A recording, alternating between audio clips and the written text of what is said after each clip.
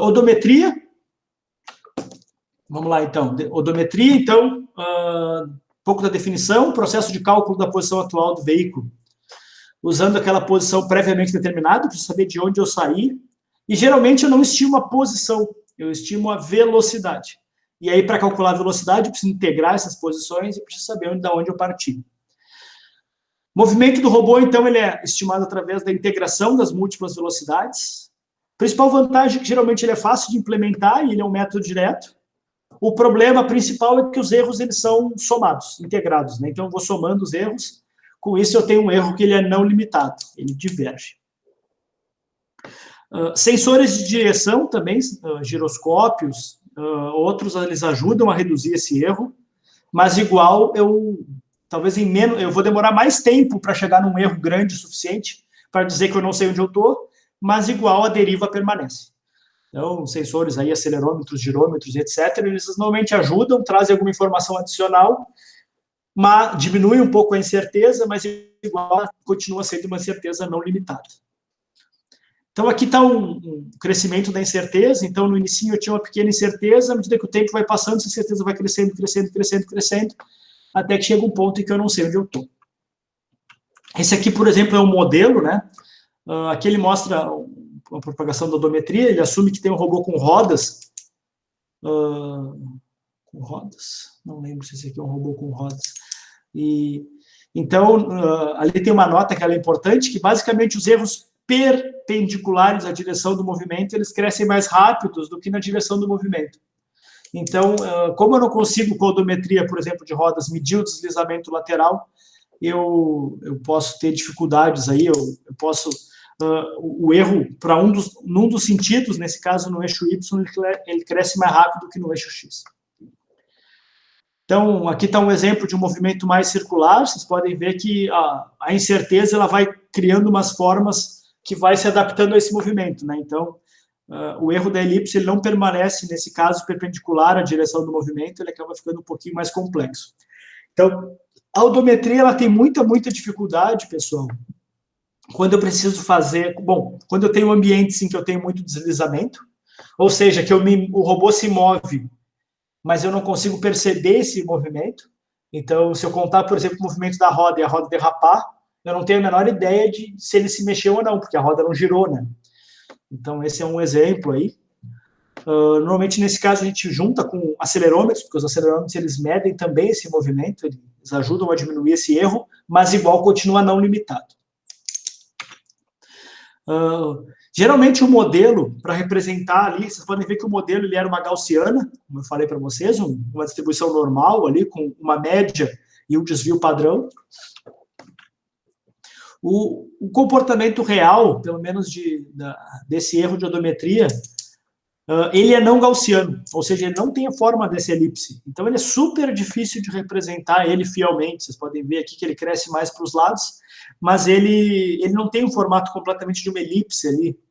Ele tem um formato que vai ficando uma espécie de um bumerangue, e é super difícil de representar isso usando modelos probabilísticos convencionais. Então, aqui, as principais fontes de erro de odometria.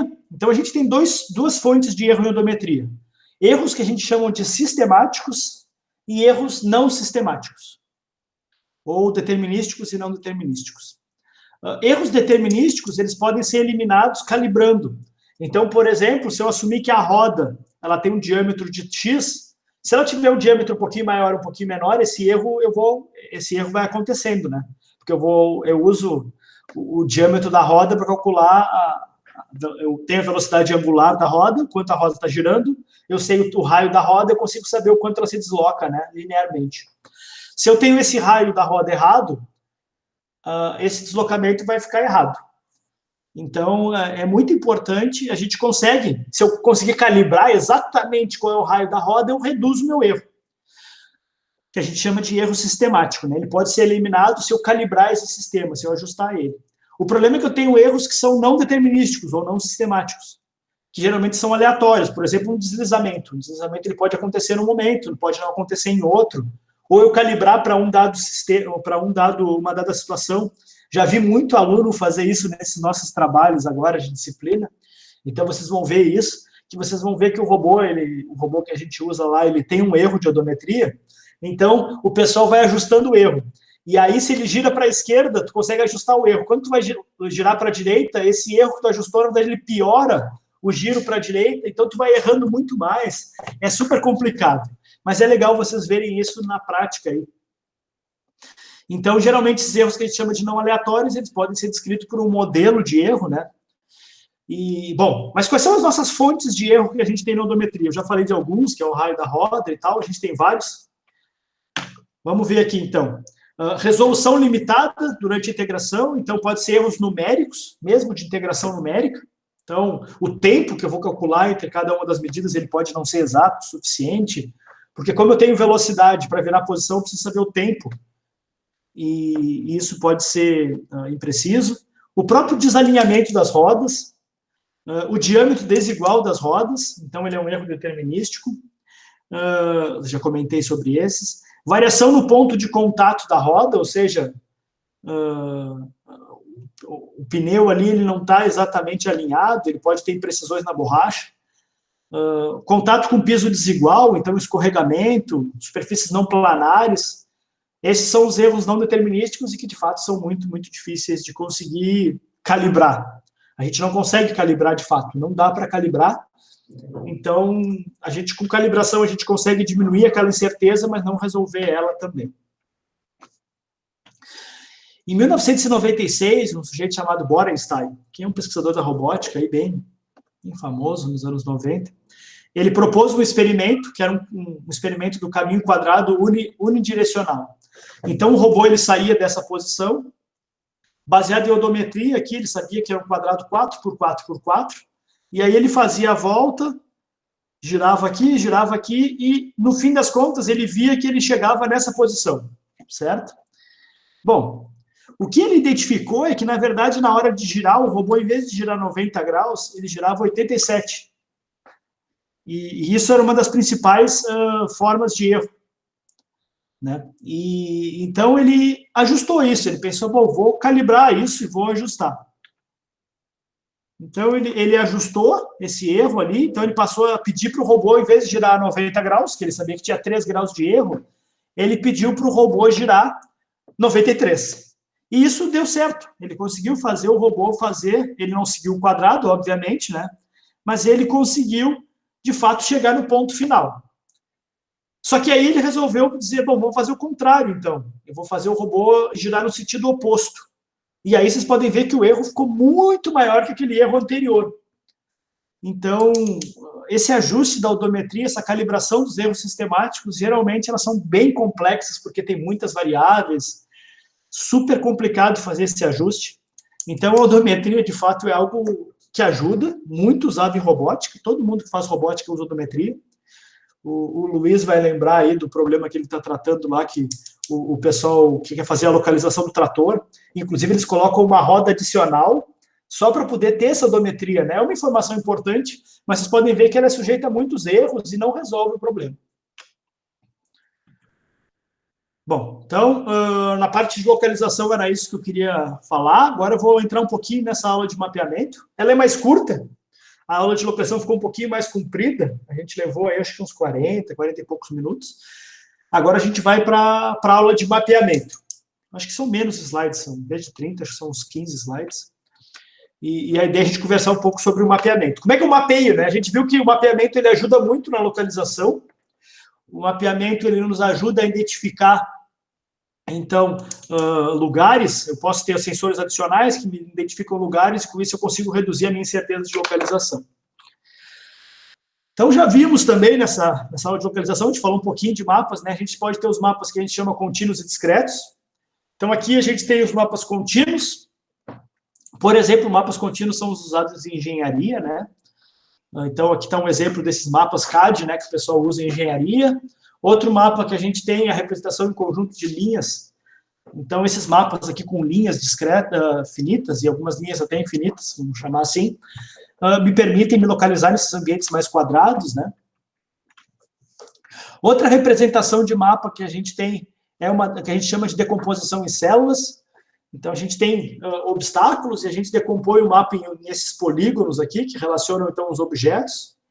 os obstáculos, que a gente chama, e aí a gente tem uma representação por células, então tem a célula 1, a 2, a 3, a 4, a 5, e assim por diante até a célula 18, e vocês podem ver que, bom, traz bastante incerteza nisso, porque eu posso ter células maiores, menores. Por exemplo, se eu quiser chegar no goal ali, né, que é o meu objetivo, o que eu vou dizer para o robô é que eu quero que ele chegue na célula 15, por exemplo. E aí, obviamente, não é exatamente o ponto que eu queria. Então, aí surge decomposições secundárias, tem um monte de outros métodos.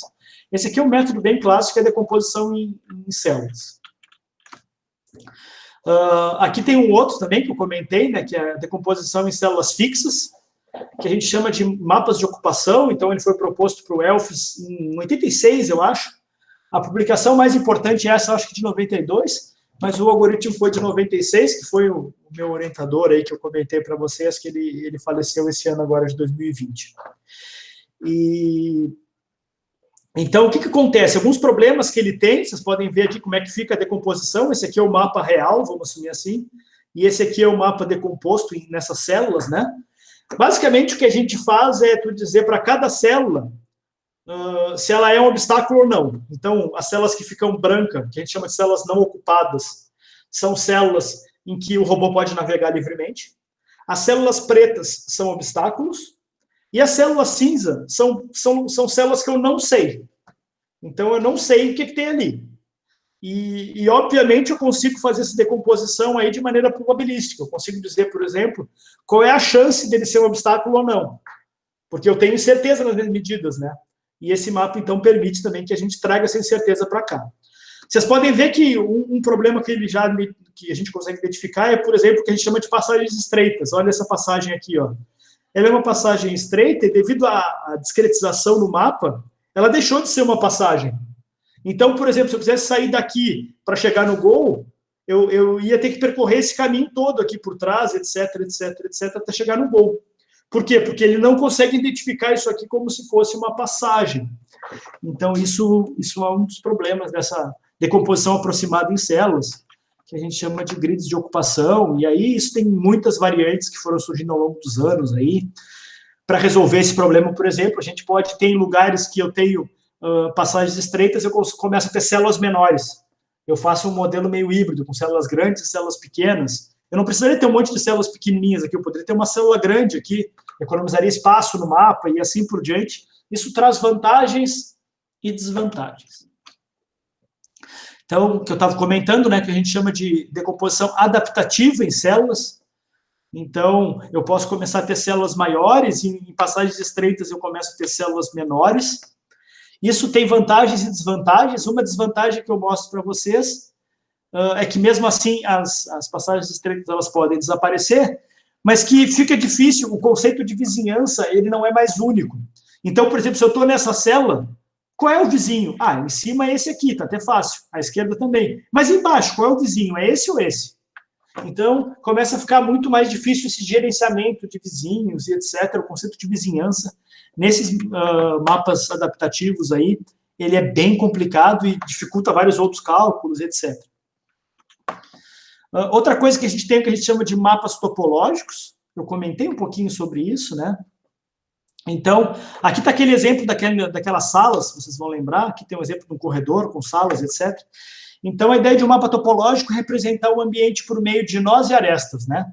Nós e arestas é uma representação que a gente chama em grafos, isso vem da computação e tal, vocês não precisam saber muitos detalhes dela, mas ela facilita bastante porque existem vários algoritmos prontos para executar em grafos. Então, por exemplo, achar o menor caminho em grafos, já existe algoritmo ótimo para isso e etc. Então, os nós correspondem aos espaços e as arestas às ligações físicas entre os nós. Então, por exemplo, eu sei que eu consigo sair do 18 para o 19, existe uma ligação física entre os dois, eu sei que existe uma ligação física entre o 18 e o 16, mas que, por exemplo, não existe uma ligação física entre o 17 e o 13. Para sair do 17 e chegar no 13, eu preciso passar pelo 16, preciso passar pelo 14, pelo 12, para depois chegar no 13.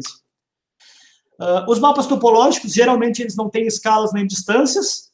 Algumas vezes a gente consegue representar a conectividade através de algumas distâncias, isso pode ajudar, mas não necessariamente, porque mapas topológicos, em essência, eles representam topologia, que é basicamente a relação entre as coisas, né? Então, uma outra representação de mapa aí bem utilizada. Vocês podem ver que cada uma dessas representações que a gente falou até agora, elas têm vantagens e desvantagens. Então, ao longo do tempo, né, foram surgindo o que a gente chama de abordagens híbridas. Então, elas são parcialmente topológicas, com parcialmente métricas, parcialmente contínua, com um pedaço discreto. Então, essas variantes todas foram surgindo aí ao longo do tempo. Então, aqui está um exemplo de mapa topológico, né? Sempre quando a gente... eu canso de olhar esses mapas de metrô e alguns outros mapas, eles geralmente são topológicos. Basicamente, a gente diz qual é a próxima estação de metrô, por exemplo. Ah, não, a minha estação se conecta com aquela pela linha azul, se conecta aquela pela linha verde e assim por diante. Isso aqui é claramente uma representação topológica, ela não é fiel, ela até traz alguma informação a respeito da distância, mas ela não é muito fiel à distância. Tu não consegue, olhando só ele, saber se tu é mais perto ir por aqui ou por ali. Tu consegue ver se tem menos estações e etc. Então, ali no final dos anos 2000, 2009, 2010, a gente trabalhou com alguns mapas topológicos, baseado em sons. Sons são mapas auto-organizáveis, é um tipo de rede neural aí, que foi muito famoso nos anos 2000, anos 90, anos 2000, e a gente utilizou isso para robótica. Então a ideia era localizar o robô nesse ambiente aqui, com alguns corredores, alguns caminhos, e aí a gente fazia uma representação toda topológica. Vocês estão vendo esses nós aqui, e essa nossa representação topológica, ela era multicamadas. Então a gente tinha a localização aqui numa camada e os sensores nas outras. Então, para tentar juntar essas informações e representar os dados, foi um trabalho até bem legal. O Gabriel Oliveira, que foi o aluno aí nesses anos 2009, 2010, hoje em dia ele fez doutorado em robótica na Alemanha, na Universidade de Freiburg, na Alemanha, e hoje em dia ele trabalha com redes neurais e algumas outras coisas numa empresa no Canadá. Parceiro nosso, aí a gente mantém algum contato com ele. Esse aqui é um trabalho, foi a continuação daquele anterior ali. Na verdade, são trabalhos que continuaram de outros. Eu, inclusive, trabalhei com alguma coisa no meu TCC, já faz bastante tempo, com esses mapas topológicos. Aqui era o trabalho de uma aluna de mestrado. Acho que foi a minha primeira aluna de mestrado, que eu co-orientei em 2011. E também essa relação dos mapas perceptivos, né, percepção, com o mapa espacial. O mapa espacial era topológico. Então, aqui a gente tinha uns ambientes bem simples. Não sei se tu lembra desse ambiente aqui, Ricardo. Uns ambientes bem simples, com alguns pilares e etc. Tá certo. Já faz quase 10 anos. E aqui tinha vocês podem ver o tamanho. Isso aqui era um Pioneer 3AT. Aqui está o Pioneer. E o ambiente, de fato, era bem pequeno. Eu acho que ele era 3x3. E aí, então, aqui tinha a representação visual que ele enxergava. Ele tinha uma câmera onidirecional, um simulador bem simples que a gente usou na época, que fazia a localização, a representação em mapas. Bom, então a localização em mapas, de fato, é o que a gente tem mais utiliza aí em robótica, embora a gente utilize algumas outras, como essa localização baseada em beacons e a própria odometria. Mas, normalmente, a gente tem a localização baseada em mapas porque é mais confiável, né? É o que a gente utiliza mais. Só que, o que acontece se a gente está num ambiente que a gente não tem o mapa? Que o mapa ele é desconhecido. Bom, eu vou precisar criar um mapa. Então, essa é a ideia óbvia. Vamos criar um mapa. Bom, mas para criar um mapa, eu preciso saber onde eu estou. Certo? Como é que eu crio um mapa sem saber onde eu estou? Não dá. Então, eu preciso saber onde eu estou para criar um mapa. Ou seja, eu preciso me localizar para criar um mapa. Bom, mas para me localizar, eu preciso do mapa. E para criar o mapa, eu preciso me localizar. Então, a gente tem um problema que a gente chama de problema do ovo e da galinha.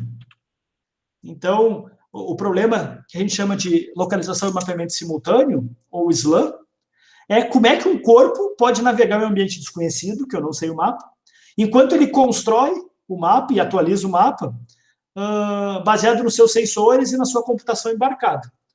Então, não sei se vocês conseguiram entender, eu vou trazer ele de novo, esse problema, porque ele é bem importante. A gente viu que para localizar, um dos jeitos melhores e mais fáceis que eu tenho de fazer é juntar a odometria com o mapa. E um sensor que eu perceba onde é que eu estou nesse mapa. Beleza. Então, eu consigo me localizar usando mapas. Legal. Só que se eu não tenho mapa, então constrói o mapa.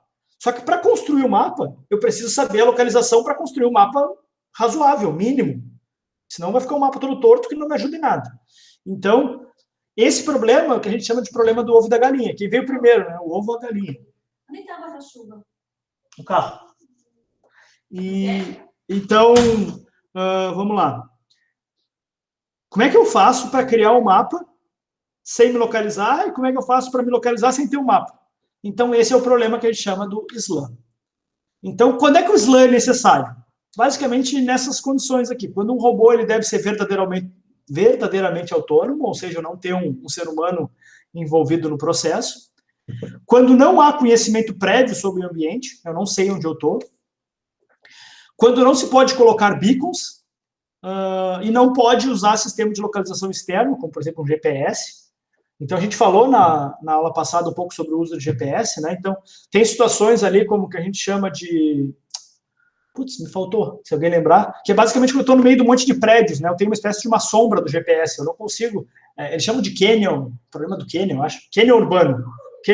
Obrigado, Luiz. Canyon urbano, Urban Canyon, que eles chamam. Que é quando eu não consigo saber a posição do GPS, então esse é um problema clássico de veículos autônomos hoje, carro autônomo, né? Ele sofre bastante esse problema. E aí eu vou precisar fazer SLAM. Então, nessa situação em que eu quero um veículo autônomo, eu não conheço o ambiente que eu estou navegando, e eu não consigo essa informação externa, e eu preciso me localizar, eu vou precisar do algoritmo de SLAM. Então, o algoritmo de SLAM é o que a gente chama do principal elemento de consciência espacial de um robô. Ele é um dos problemas mais desafiadores na robótica, e ele é um problema do ovo da galinha. E o problema do ovo da galinha é basicamente quem vem primeiro, né? O mapa ou a localização. Por que não é um problema que a gente chama de chicken egg problem? Tem um monte de chicken egg problem por aí. Vira e mexe eu me deparo com o chicken egg problem. Mas, bom, basicamente um mapa não tendencioso, ele é necessário para me localizar um robô. Então, a localização pura que a gente chama com mapa conhecido. No SLAM, eu assumo que eu não tenho nenhum conhecimento a priori do mapa ou do espaço de trabalho do robô, né? E também uma estimativa precisa da localização, da pose, né? Ela é necessária para mim construir um mapa do ambiente. Então, que é o que a gente chama de mapeamento com a pose do robô conhecido. E no SLAM, eu assumo que a pose do robô ela tem que ser estimada ao longo do caminho, aí, talvez usando odometria e marcos visuais. Então, aqui está um exemplo, né, de localização e mapas simultâneos. Então, eu tenho aqui um corredor, o robô usa um laser nesse caso. Ele está usando um laser construindo o mapa e, ao mesmo tempo, ele vai se localizando. Então, em localização e mapeamento, é muito importante o conceito que a gente chama de loop closure, que é quando eu passo por um lugar que eu já passei antes.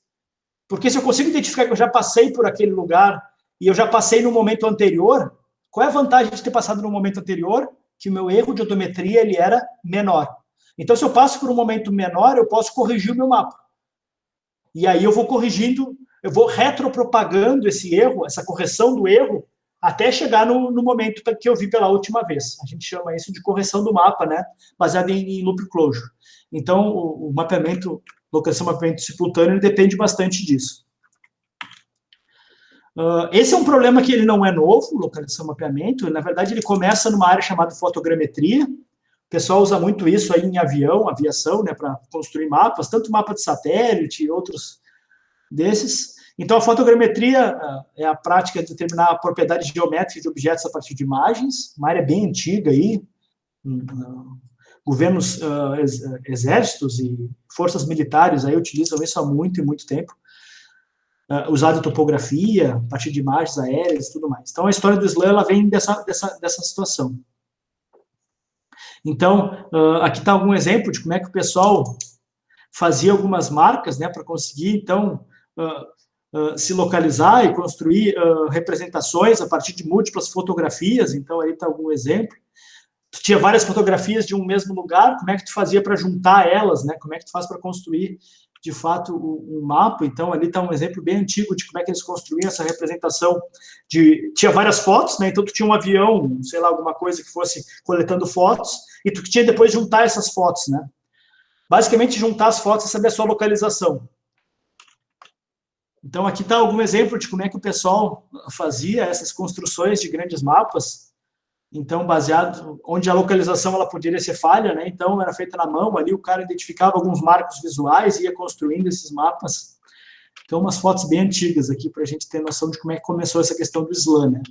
Obviamente, isso não era exatamente o Islã, mas é um processo bem parecido com o que a gente faz. A evolução, então, foi o Bundle Adjustment, na verdade, é uma otimização conjunta, né? É, de fato, um problema de otimização, é tentar otimizar tanto a posição quanto a posição quanto o mapa. Então, tu otimizar conjuntamente isso para construir o mapa mais preciso possível. Então, basicamente, nesse caso aí de fotogrametria, que tu tem imagens aéreas, tu vai encaixando e vai vendo onde as coisas se encaixam, né? Então, isso é o que a gente chama de problema de ajuste, Bundle Adjustment. Então, da fotogrametria para o que a gente chamou de Structure from Motion. Então, esse aqui é um vídeo bem conhecido do pessoal da Microsoft. Eu vou colocar o link lá no AVA para vocês darem uma olhada. E, basicamente, ele consegue, então, a partir de múltiplas imagens, reconstruir o objeto, que é criar o mapa daquele objeto, né, representação daquele objeto, e também localizar aonde foi tirada aquela foto. Então, basicamente, o que ele tem é um conjunto de muitas fotos de no mesmo monumento ou algum prédio histórico, nesse caso uma igreja, eu acho que é a Sacré-Cœur, é uma igreja em Paris, eu não lembro qual é, Notre Dame, eu acho que é. E aí o que ele faz é, ele usa o Bundle Adjustment para saber aonde foi batida aquela foto e também criar o mapa 3D do ambiente, né, a representação 3D dessa igreja.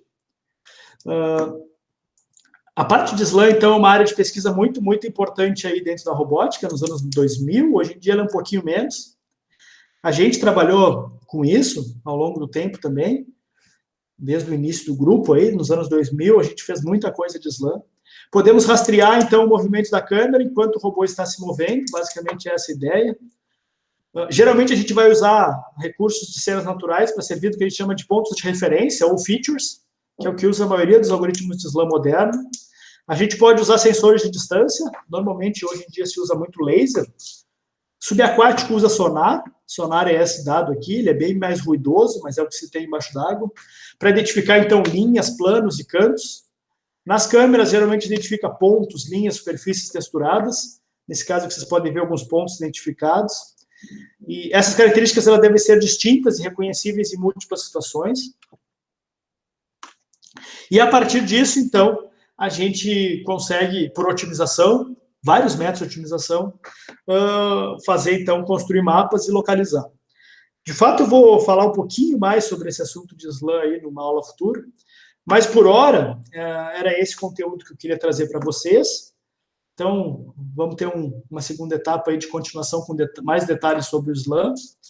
Peço que vocês, se possível, deem uma olhada aí no capítulo que fala sobre localização e mapeamento, Localization and Mapping, no livro do Sigvard Norbach e Scaramuza, que é o Autonomous Mobile Robots. Tem outros livros que tratam sobre isso, se vocês tiverem mais interesse, mas é um conteúdo bem interessante e, basicamente, quem trabalha com robótica tem que saber Islã, né? Islã